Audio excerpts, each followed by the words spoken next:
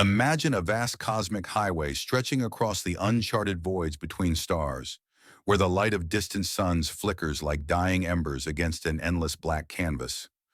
On this highway, intruders are rare, fleeting shadows born in the gravitational nurseries of alien systems, hurled into the interstellar deep by cataclysmic births or the slow decay of ancient orbits. But on July 1st, 2025, one such shadow pierced the veil of our solar system, detected by the vigilant eye of the Atlas telescope perched high in the Chilean Andes. It was named 3I/ATLAS, the third confirmed interstellar object to grace our neighborhood, a comet racing at 61 kilometers per second, its hyperbolic path screaming of origins far beyond the sun's feeble grasp. As it hurtled inward, astronomers watched with a mix of awe and quiet unease, for this visitor carried whispers of the unknown, chemical signatures etched by billions of years of radiation, a trajectory too precisely aligned with our ecliptic plane, and now in the crisp infrared gaze of the James Webb Space Telescope, data that defies easy explanation. This is the story of 3I/ATLAS, a messenger from the stars not just passing through, but probing the fragile boundaries of what we believe possible, forcing us to confront the profound silence of the cosmos and the echoes it might one day return. The discovery unfolded like a scene from a forgotten epic, the Atlas system's automated gaze, designed to hunt Earth-threatening asteroids, snagging on a faint 20th magnitude speck amid the dense star fields of the galactic center. Pre-discovery images, unearthed from archives dating back to June 14th, revealed it had been lurking undetected, its light diluted by the Milky Way's glare. By July 2nd, the Minor Planet Center had christened it C/2025N1, Atlas, but the 3I prefix marked its true alien heritage, interstellar, unbound by our sun's gravity, with an eccentricity exceeding 6, higher than Oumuamua's 1.2 or Borisov's 3.4. This wasn't a local wanderer from the Oort cloud. It was an exile from another stellar cradle, perhaps 7 to 14 billion years old, forged in the thick disk of the galaxy where ancient, metal-poor stars whisper of the universe's infancy. Hubble's first portrait on July 21st, from 277 million miles away, unveiled a teardrop cocoon of dust enveloping an icy nucleus, streaking stars blurred by its relentless motion. Yet even then, subtle anomalies stirred. No overt cometary tail at first glance, a speed that would accelerate to over 221,000 kilometers per hour by perihelion, and a path skirting Venus, Mars, and Jupiter with an improbable elegance, as if tuned to our system's rhythm. As August dawned, the James Webb Space Telescope joined the vigil, its near-infrared spectrograph piercing the veil on August 6th to dissect the object's chemical heart. What it found was a revelation wrapped in enigma, an unusually high ratio of carbon dioxide to water, the highest ever recorded in a comet, alongside traces of water ice, vapor, carbon monoxide, and the pungent carbonyl sulfide. These weren't mere molecules. They were fossils of a primordial world, irradiated by cosmic rays over eons, their bonds twisted into forms unseen in our solar system's comets. Webb's three-panel infrared mosaic captured the coma as a hazy shroud, dust grains glinting like embers in a dying fire, hinting at a nucleus between 440 meters and 5.6 kilometers across, likely under a kilometer if its albedo mirrored typical dark asteroids. But the carbon dioxide dominance puzzled. In solar system comets, water rules the volatiles, sublimating into brilliant tails under solar heat. Here CO2 led the charge, suggesting a birthplace around a cooler, redder star where such ices prevail, or perhaps a journey that scorched away lighter compounds. For enthusiasts of the deep sky, this spectrum wasn't just data. It was a spectral fingerprint, a barcode from another epoch, evoking the raw emotion of holding a shard from a lost civilization. Not ours, but kin to the stars that birthed us all. Yet beneath the scientific thrill lay an undercurrent of tension, a quiet hum in observatories from Mauna Kea to the Atacama. Why this alignment? The ecliptic tilt of just 5 degrees defied odds of 0.2%, as if 3I/ATLAS had been aimed with intent, brushing Earth's orbital plane before veering toward Mars on October 3rd to 18.6 million miles distant, close enough for ESA's ExoMars Trace gas orbiter and Mars Express to swivel their instruments, capturing fleeting glimpses of its dusty veil. Ground-based scopes like the Very Large Telescope in Chile confirmed cyanide and nickel in the coma on August 21st, the latter's emission without accompanying iron-raising eyebrows, a ratio physically inconsistent with natural ablation, at least in models honed on local comets.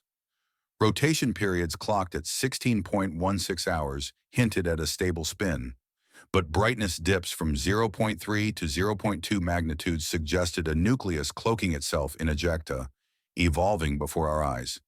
These weren't cataclysmic red flags, but they wove a tapestry of unease, a visitor too composed, too selective in its revelations, as if conserving secrets for a later reveal. Enter Avi Loeb, the Harvard astrophysicist whose name evokes both admiration and controversy, a man who once dared call Oumuamua a potential light sail, now peering at 3I/ATLAS through his Loeb scale, a 0 to 10 gauge of artificiality, where 0 is unequivocally natural, 10 a blatant techno signature. In essays and podcasts, Loeb tallied anomalies like a prosecutor building a case.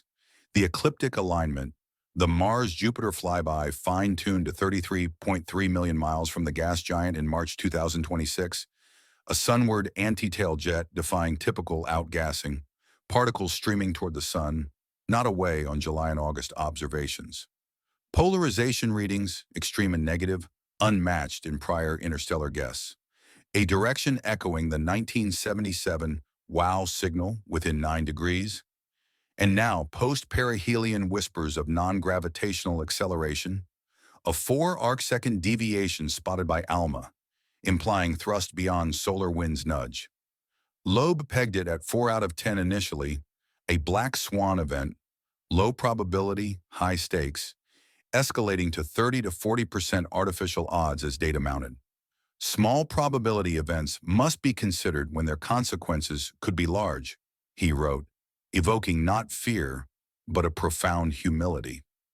What if this was no rock, but a probe, a scout mapping our gravitational web? The emotional weight of such speculation hit like a slow dawning dawn, stirring in astronomers a cocktail of exhilaration and dread, the thrill of discovery clashing with the fragility of our cosmic solitude. For young minds glued to screens, dreaming of exoplanets and warp drives, Loeb's words weren't dismissal fodder. They were a call to wonder, a reminder that science thrives on the edge of the improbable. But facts anchored the fervor. NASA's Jet Propulsion Laboratory's Horizon system predicted a stable hyperbolic arc, perihelion on October 29th at 1.36 astronomical units, 203 million kilometers out between Earth and Mars, far from any collision course. No threat to our blue marble, closest approach December 19th at 1.8 astronomical units, 270 million kilometers distant, safe as a whisper.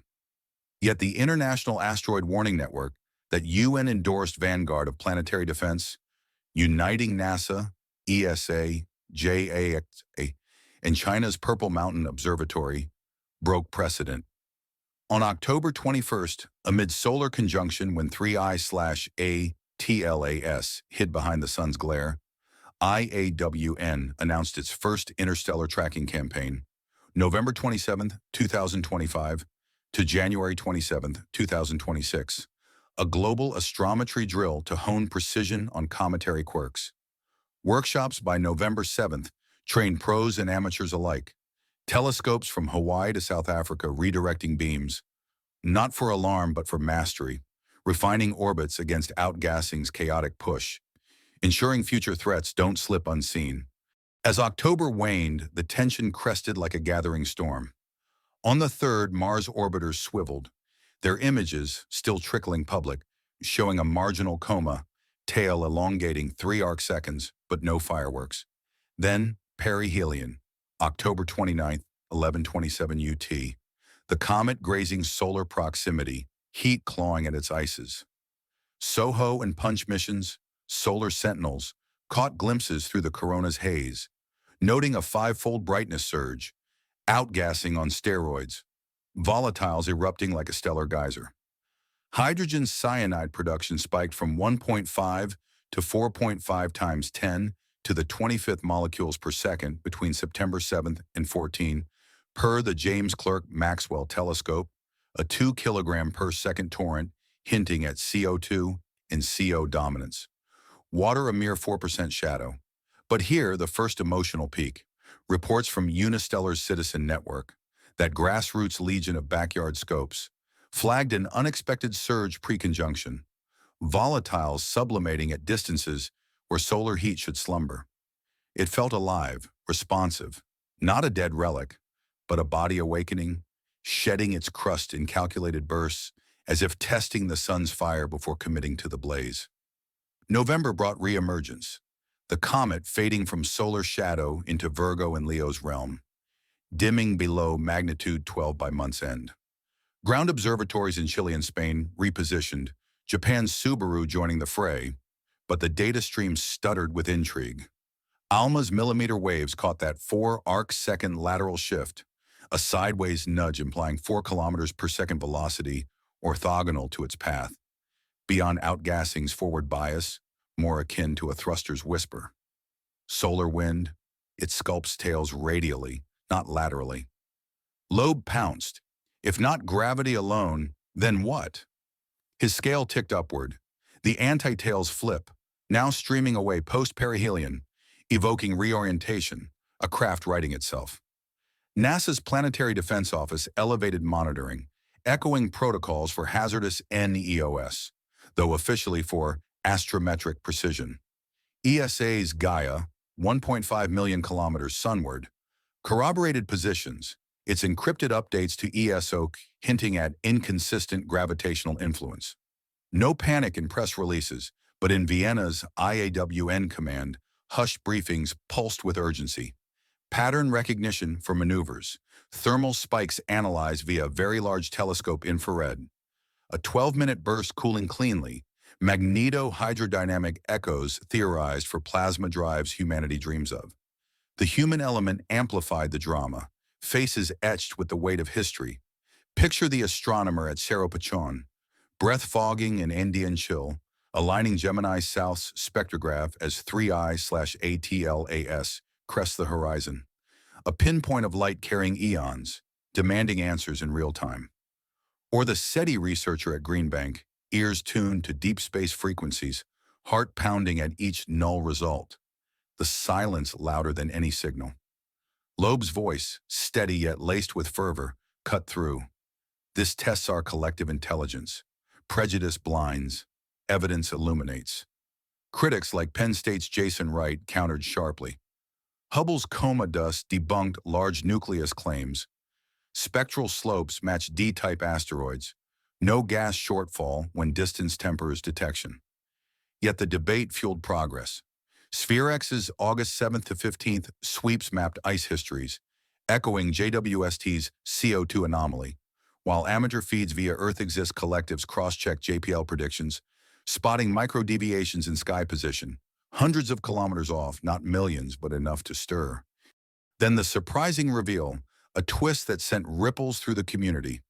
On November 4th, as ESA's JUICE probe, bound for Jupiter's icy moons, grazed within 64 million kilometers, it intercepted a faint reflection, timed to JWST's December schedule. Not a jump, but a harmonic. The object's spin, once stable at 247 seconds, early estimates revised to 16 hours, now fluctuated in pulses, syncing with observatory interference. Low-frequency hums, 247-second intervals, blending cosmic microwave background yet precise as a metronome. Radio arrays, China's U-22 among them, pivoted from lunar ops, detecting echoes not from the comet's vector, but resonant across the network. Was it tumbling chaos or modulated code? The James Clerk Maxwell Telescope's cyanide rates suggested outgassing, but the nickel without iron screamed inconsistency, perhaps a natural rarity from metal-poor birth, or, as Loeb posited, a technosignature. Nickel tetracarbonyl, a human-engineered alloy, volatile and toxic, never naturally forged in space. Beyond known physics, he urged, evoking Einstein's 1915 curves tested anew by this intruder's nudge.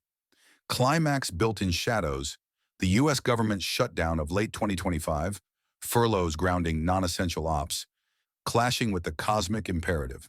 Congresswoman Anna Paulina Luna, in a briefing, pressed NASA, "We've had good conversations. Your analysis validates Loeb's early tail anomaly. Images withheld, data under review, but leaks whispered of structural geometries in Mars flyby frames. Edges too geometric, light curves too steady for fractured ice." IAWN's campaign filled slots overnight, a workshop frenzy by November 7th, training on unpredictable jets. Emotional peaks crested here, the awe of unity, Chilean pros, Australian amateurs, Tokyo theorists against isolation's void, the fear of missing a signal, a turn that could rewrite existence. Yet calm reflection tempered, 3I/ATLAS moved outward. No Earth vector, its path intersecting Jupiter's magnetosphere for a potential gravity assist. Natural slingshot or deliberate boost. Juno, orbiting the giant, stood poised for March 2026 intercept, its instruments hungry for close-range truth. As December loomed, with Earth approach on the 19th, a distant 270 million kilometers, visible to 8-inch scopes under dark skies, the narrative deepened into reflection. This wasn't mere anomaly, it was mirror, reflecting our aspirations and frailties. 3I/ATLAS, transformed by billions of years radiation into a CO2-rich relic, challenged not just mechanics, but meaning. In a universe of 2 trillion galaxies, are we alone or merely unheard? Loeb's 40% odds, though speculative, grounded in qualifiers. Preliminary findings, reported deviations, pushed boundaries without pseudoscience, echoing NASA's call for evidence over expectation. The campaign's end in January 2026 would yield refined models, bolstering defenses against true threats like Apophis in 2029. But the pulse lingered, that 247-second echo, faint as a heartbeat, reminding us the stars listen back. In the quiet aftermath, as 3I/ATLAS fades toward interstellar exile, passing Jupiter's embrace en route to the void, we stand at a threshold. This visitor, with its secrets half-veiled, urges us to look harder, listen deeper, not from fear, but from the profound urge to connect. What if the next pulse isn't echo, but reply? What worlds might it herald? What intelligences await in the dark? The cosmos doesn't yield easily, but in pursuing its riddles, we find ourselves curious, resilient, alive. So peer through your lens, join the watch, share the wonder. Subscribe to Voices unveiling these truths. Comment your sky's stories. Spread the call. For in the star's vast script, our chapter is just beginning. Will you turn the page? Information updated.